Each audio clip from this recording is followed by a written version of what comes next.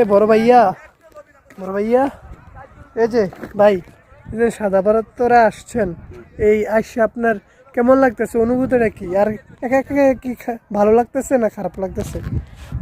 আসলে আল্লাহ তাআলা বলছে যে তোমরা দেশে দেশে দেশ ভ্রমণ করো এবং আল্লাহর সৃষ্টির সৌন্দর্য দেখো এবং তার বরত্ব মহত্বের প্রশংসা করো, শুকরিয়া আদায় করো।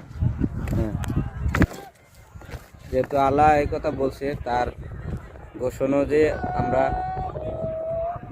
এই গোলাগঞ্জ সাদা পাথর ঘুরতে আসছি, এখানে আসছি তার সৃষ্টির প্রাকৃতিক সৌন্দর্য নিদর্শন দেখতে এবং কি তার শুকরিয়া আদায় করতে।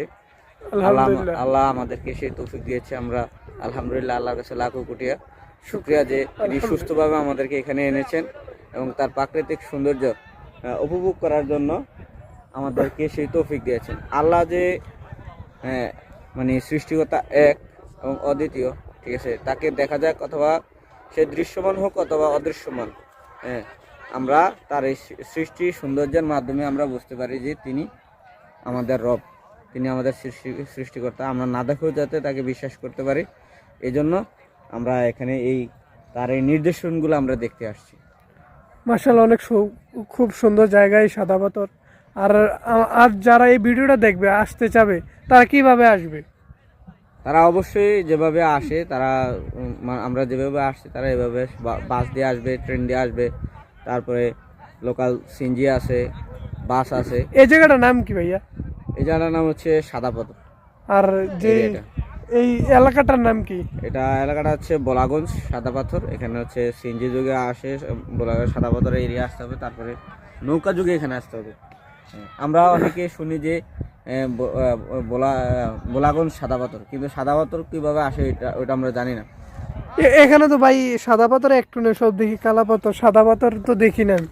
কেন সাদা পাথরের নাম রাখলো? এখানে অধিকাংশ পাথরই সাদা, যদি আপনি দেখেন, লক্ষ্য করবেন, দেখেন সামনে ওদিকে অনেক সাদা পাথর আছে। যাই হোক, যারা এই ভিডিওটা ভালো লাগছে একটা কমেন্ট করে জানাবেন। সামনে আর এরকম ভিডিও আসবে, ভালো লাগলে পেজটাকে একটা ফলো দিয়ে যাবেন। আচ্ছা ভাই, এটা তো আমাদের বাংলাদেশ নাকি? সাদা পাথরটা তো বাংলাদেশে পড়ছে নাকি? তাহলে এই লাল রেখা, এই দড়িগুলা, এগুলা কিসের? এগুলো হচ্ছে ভারতীয় একটা সীমানার একটা অংশ। আচ্ছা বুঝলাম, ভারতীয় সীমানা অংশ। আচ্ছা, এটা ভারতীয় অংশ বুঝলাম, এটা ভারতীয়দের মানে ভূখণ্ড পড়ছে, ওদের দেশের জায়গা পড়ছে, এটা বুঝলাম। কিন্তু ওই দেখছিনি বাংলাদেশের পতাকা? এখানে আছে, কিন্তু ওই দিকে তো সামনে ওই দেখেন বাংলাদেশের পতাকা। বাংলাদেশের পতাকা ওই জায়গা থেকেও কেন এই জায়গা, এটা দেওয়া জায়গা দখল করা হচ্ছে? ওই দিকে হচ্ছে তাদের সীমানা রেখা শেষ সীমানা, ওই জায়গায় কেউ না যায়, এই জন্য এটা এখানে দিয়ে রাখছে, নিরাপত্তার জন্য। না, এটা নিরাপত্তা দিচ্ছে না ভাই, আমাদের ভূখণ্ড তারা দখল করতেছে জোর জবরদস্তি কইরা, এটা তো বোঝা যাইতেছে। তারা এটা কেন দেবে?